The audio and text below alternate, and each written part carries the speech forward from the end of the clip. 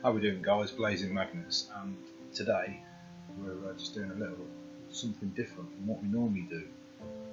We've come to Cliffe House, which is in Warwickshire. Now this is only open about one weekend every year for the general public to go and stroll around.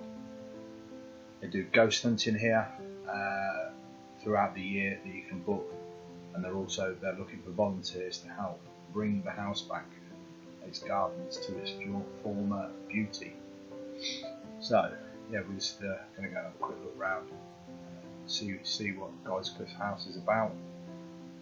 It was a nice day out, and hope you enjoy it. Obviously it's a little bit something, like I said, it's a little bit something different from what we're normally doing. We're normally out magnet fishing, but we thought as it's a nice day and it's only open this weekend, we'd go and look at it. So a little bit more about Cliffe House. So Cliffe is a hamlet on the River Avon. The name Cliffe originates from the name of the country house and the estate. Cliffe's house has been occupied since Saxon times and derives its name from the Guy of Warwick. Guy is supposed to have retired to a hermitage on this site, and this led to the founding of a chantry.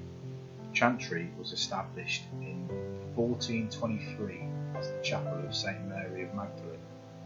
The rock carved stables, you will be able to see these later on in the video. I'll show you where they are. And the stone house still remain. After the dissolution of monasteries by Henry VIII, the site passed into private hands. The current ruined house dates from 1751. I mean, that's some feat, man, considering we're now 2019, so that's been standing the best part of 250 plus years. So, you know, and it was quite spectacular. Just, it's a shame for the state that it's actually in at the moment. So, Samuel Greathead was Indian merchant and an MP for Coventry in 1747 to 1761.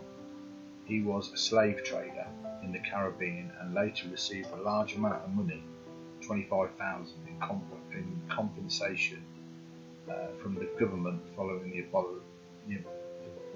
the abolition of the slave trade. The estate also had a mill, stables, kitchen gardens and land as far as Blackdown Hill.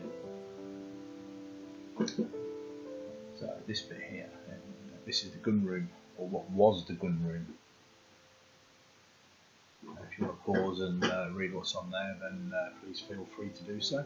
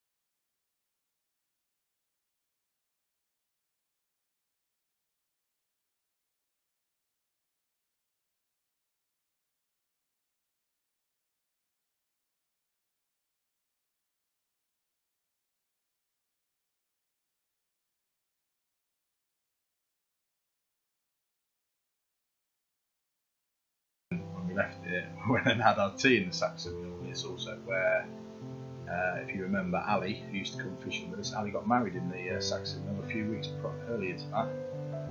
Very nice restaurant it is. The stables became a riding school, and the kitchen garden became a nursery, and it still exists today as a nursery. The toll house also stood by the road to the north of the Saxon Mill, but this was demolished in the mid-20th century. The new owner of the house intended to convert it into a hotel, but these plans came to nothing and the house fell into disrepair. 1955, the house was purchased by Adeline Porter and the chapel leased to the Freemasons. The roof had fallen in by 1966, and in 1992 they were filming The Adventures of Sherlock Holmes, The Last Vampire, and they had a fire scene, and the fire got out of control. Unfortunately, this is how the house becomes so severely damaged.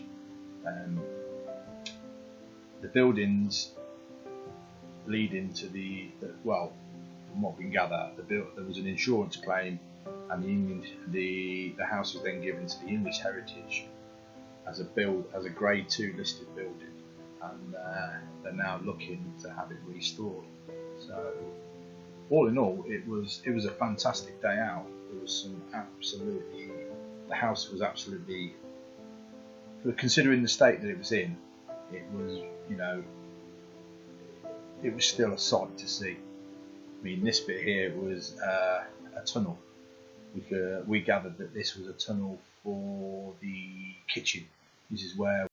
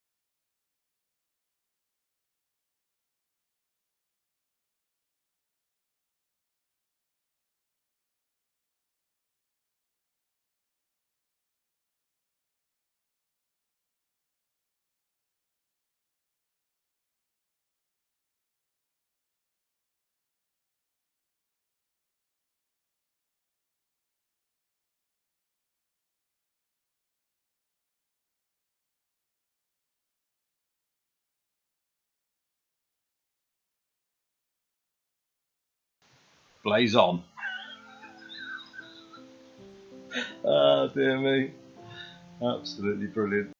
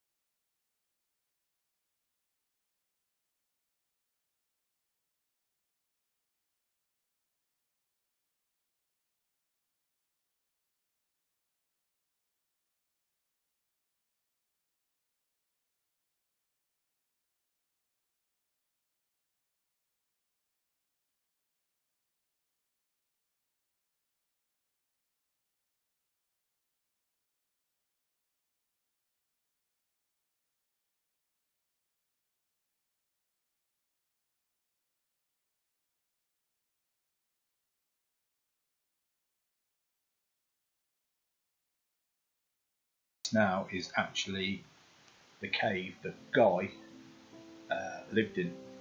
When he came home and found that Felicity had died, had obviously committed suicide, he obviously, I presume, obviously, you know, he probably felt guilty, and he went into, he dug into the rock, and he actually passed away. He died in the cave, and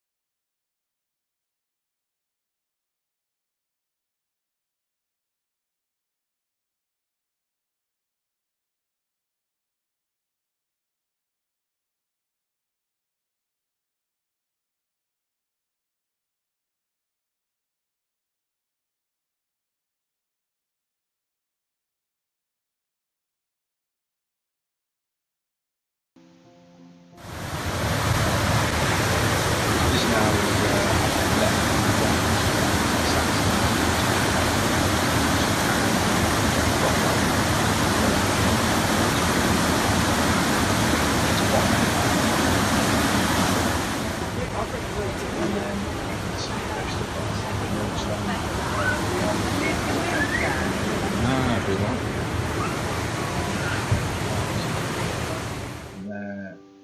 funky tree.